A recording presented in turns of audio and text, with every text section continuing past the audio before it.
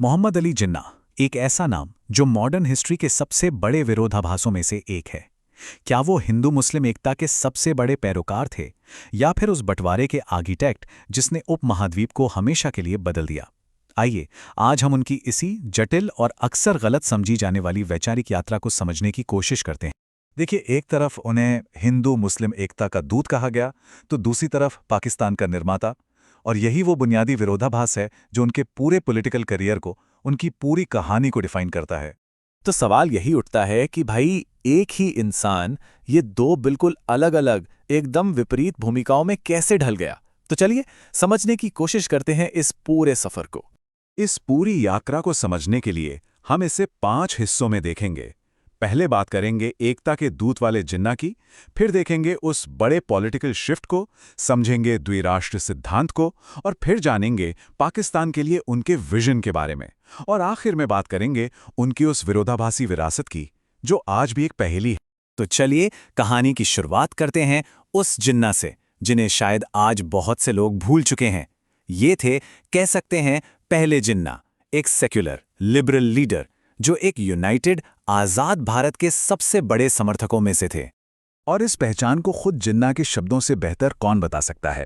उन्होंने कहा था, मैं पहले एक राष्ट्रवादी हूं, दूसरे में भी एक राष्ट्रवादी हूं, और अंत में भी एक राष्ट्रवादी हूं। यानी उनके लिए उनकी भारतीय पहचान सबसे ऊपर थी। और देखिए, ये सिर्फ कहने की बातें नहीं थी। 1906 में जब मुस्लिम लीग मुसलमानों के लिए सेपरेट इलेक्टोरेट्स की मांग कर रही थी, मतलब एक ऐसी व्यवस्था जिसमें मुस्लिम उम्मीदवार को सिर्फ मुस्लिम ही वोट दे सकते थे, तो जानते हैं इसका सबसे मुखर विरोध किसने किया? जिन्ना ने। यहां तक कि मुस्लिम लीग के ही अध्यक्ष आगा खान ने उन्हें अपना सबसे कट्टर विरोधी कह दिया था। उनके काम भी इसी सोच को दिखाते हैं। 1913 में वो मुस्लिम लीग में शामिल ही इसलिए हुए ताकि कांग्रेस और लीग के बीच एकता को बढ़ावा दे सकें। 1916 में जो मशहूर कांग्रेस लीग पैक्ट हुआ, उसके पीछे का दिमाग जिन्ना का ही था। और 1918 में उन्होंने ब्रिटिश सरकार को साफ कह दिया कि भारत युद्ध में तभी समर्थन करेगा जब उसे स्वशासन का वादा मिलेगा। हर कदम एक ही दिशा में था, एक यूनाइटेड और आज़ाद भारत। एक बड़ा ही दिलचस्प किस्सा है जो उनकी सोच को साफ दिखाता है। 1926 में जब महमूदाबाद के राजा ने खुद को पहले मुसलमान बताया, तो जिन्ना ने उन्हें तुरंत टोका और कहा, नहीं, तुम पहले एक भारतीय हो और फिर एक मुसलमान। तो ये थे कट्टर भारतीय राष्ट्रवादी जिन्ना। लेकिन फिर इतिहास ने एक बहुत बड़ा मोड़ लिया।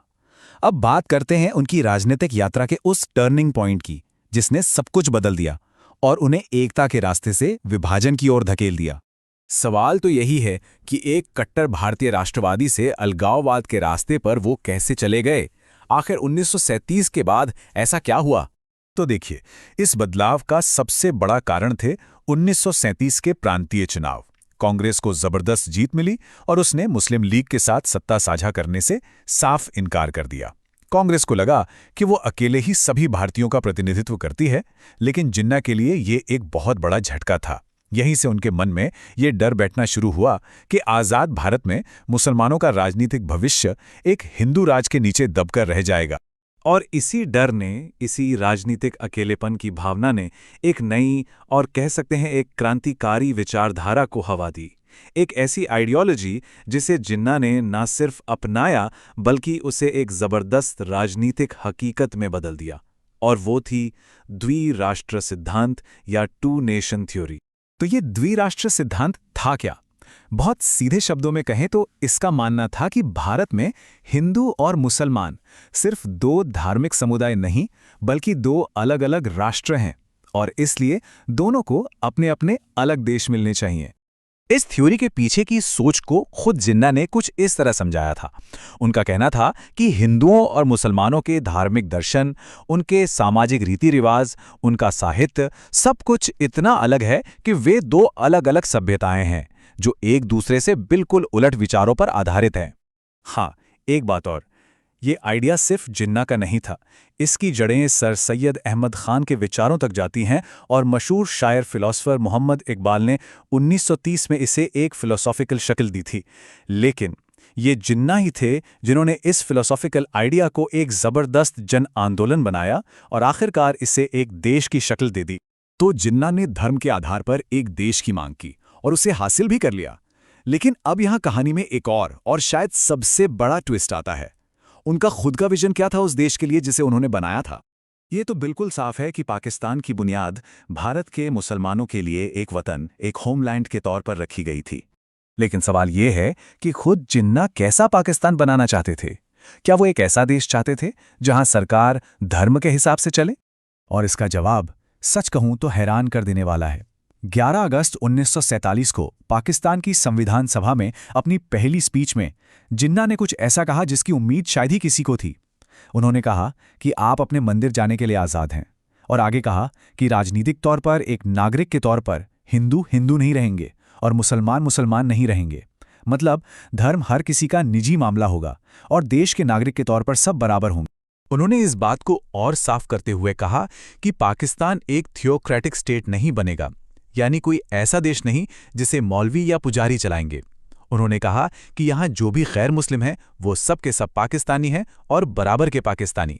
तो सोचिए, एक सेक्युलर नेशनलिस्ट जो एक मजहबी राष्ट्र का निर्माता बना और फिर उसी राष्ट्र के लिए एक सेक्युलर भविष्य की बात की। यही गहरा विरोधाभास है जो जिन्ना की विरासत पर कई अनसुलझे सवाल छोड़ जाता है। तो चलिए आखिर में इन्हीं सवालों पर एक नजर डालते हैं। तो इस द्विराष्ट्र सिद्धांत का असल में नतीजा क्या निकला? देखिए, पहली और सबसे बड़ी हकीकत तो ये है कि उपमहाद्वीप के ज्यादातर मुसलमान भारत में ही रह गए। फिर 1971 में धर्म के नाम पर बना पाकिस्तान खुद भाषा और संस्कृति के आधार पर टूट गया और बांग्लादेश बना। इसने इस बात पर एक बड़ा सवालिया निशान लगा दिया कि क्या सिर्फ धर्म किसी राष्ट्र को एक साथ जोड़कर रख सकता है? यही वजह है कि आयशा जलाल जैसे कई इतिहासकार इस बंटवारे को एक बहुत बड़ी भूल या कोलोसल मिसकैलकुलेशन कहते हैं। तो आखिर में ये सवाल हमारे सामने खड़ा होता है, क्या जिन्ना का पाकिस्तान उस वक्त की एक राजनीतिक मजबूरी थी, एक ज़रूरत थी, या जैसा कि लेखक सलमान रुश्दी ने लिखा है, ये एक सपने देखने वाले दिमाग की विफलता थी? ये एक ऐसा सवाल है जो आज भी दक्षिण एशिया की राजनीति और पहचान में गूंजता है और हमें मोहम्मद अली जिन्ना की इस बेहद जटिल और विरोधाभासी विरासत के बारे में सोचने पर मजबूर करता है।